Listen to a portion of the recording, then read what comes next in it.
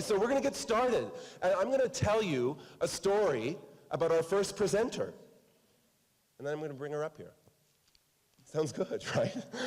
It's not rocket science. It's the wonderful Erin Jones. Erin is a writer, a radio producer, a host. She then lives in the storytelling world. Erin thinks that stories are what connect us and help us understand each other. She says we're here for connections, and stories help us connect.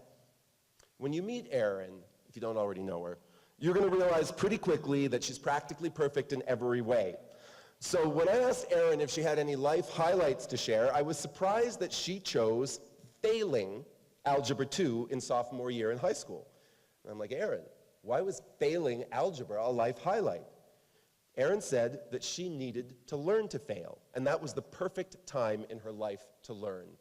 Accepting failure is excellent and an insight. And then Erin told me that I could only tell that story if I also told you that she retook the class and got an A+.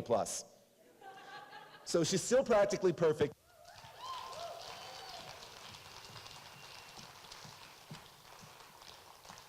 Thank you, Peter, and thank you guys all for being here. Let's get rolling. This summer, I was 24. I worked as a backpacking guide at the largest youth camp in the world, run by the Boy Scouts. It's in northern New Mexico. I loved my job enough to stay to be a winter camping guide that year, despite being from Texas and having almost no experience with the cold. We got a quick and very incomplete training in the fall. Part of our training was watching a 4-minute YouTube video about how to build a quinzhee, which is this thing right here. My boss said it would be a fun activity to do with campers. I thought it looked like something I would only do if I was about to die of exposure but conveniently had a shovel. And that was about it for training. The day my first crew arrived, I felt so anxious and unprepared I thought I might throw up. They were from Houston. This was the first time all of them had ever seen snow. We sat the boys in a classroom and showed them an antique PowerPoint on hypothermia. I talked about how you could get sunburned on the underside of your nose from the sun reflecting on the snow, and injuries, and how all of it was extra compromised by the harsh winter cold. Most of the boys looked confident, a little bored. They had complete faith that they'd always have somebody responsible who knew what they were doing when it came to winter camping. Me! The next day, my crew and I were driven an hour and a half into the snowy backcountry. We unloaded, and the SUVs lumbered away back to base. Then I was alone with my crew. We strapped on our gear sled harnesses. We started walking down a trail nobody had walked down in months. Overhead, the evergreens were frosted like cake, and the air smelled like Christmas. The snow muffled everything, but clearly we had company. Over the snow skittered the evidence of bobcats, rabbits, a bear.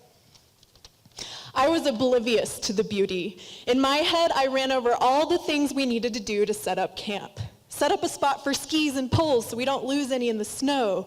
Designate a pee spot so that there wasn't urine everywhere, icing yellow into the snow. Keep the crew up as late as possible because they would try to get in their tents at 4:30 as soon as the sun went down. I felt anxious. What if these Houstonians hated winter?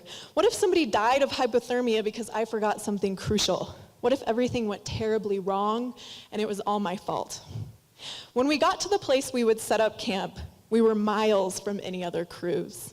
I had a radio in my sled that I could turn on if we had an emergency, but it would still take hours for help to reach us. When we stopped, everybody turned to me and waited. Here we are, I said. I have to pee, one said. He darted off into the woods before I could give my spiel about the designated pee spot. One of the kids began unpacking his sled. He stuck his poles in the snow to the side where I assumed he would forget them or they would fall over. I sighed and unwrapped my tent. I hadn't set up a winter tent before. I inserted poles into fabric until it looked like it would perform the basic function of a tent. Extra straps and grommets hung lifeless along its sides. I hoped we wouldn't get a storm that would test my tent that night. I looked around. 3 of the boys had disappeared. 2 had dug their food out of their sleds and were munching on tomorrow's breakfast. The rest of the boys were slowly putting their tents together. Their tents looked even worse than mine. "How's this look?" said a boy nearby, pointing at his tent. Perfect, I said. Absolutely perfect. I started saying that a lot. Check out this sledding track we made. Slick and seriously fast boys zooming down like road bikes. Perfect. Is this how you cook this? Perfect. Can we drink boiling water that we put in our plastic Nalgene bottles? Perfect.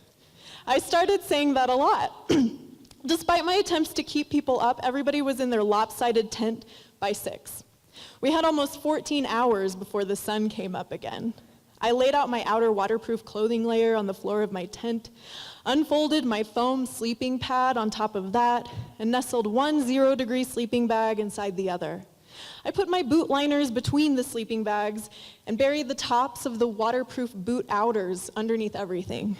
I unzipped my fleece mid-layer and put it between sleeping bags. I changed into fresh base layers, teeth chattering, breath white.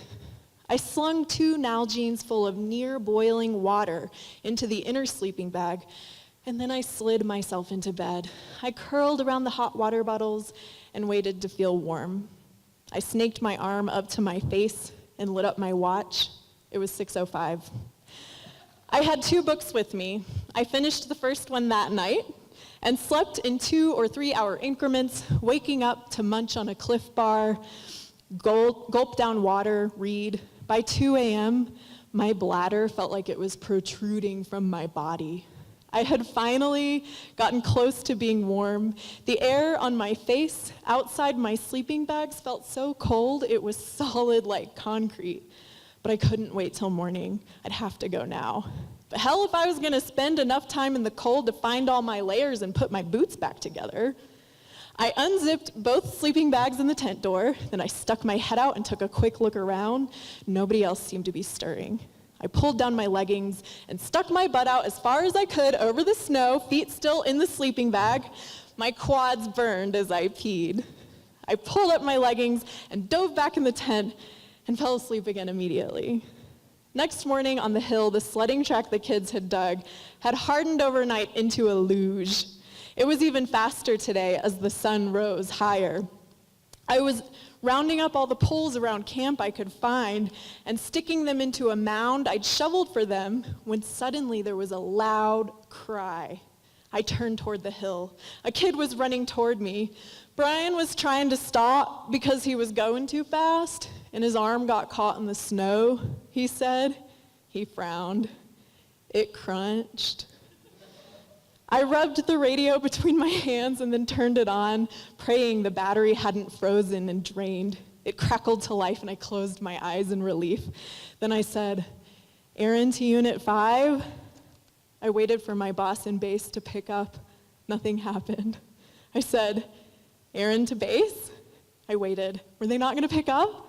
Then my boss's voice finally came on. "I'll come pick him up," he said.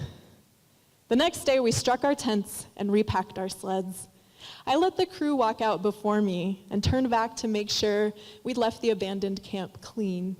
The snow was packed in, and where the vestibule of my tent had been was a round yellow puddle of ice.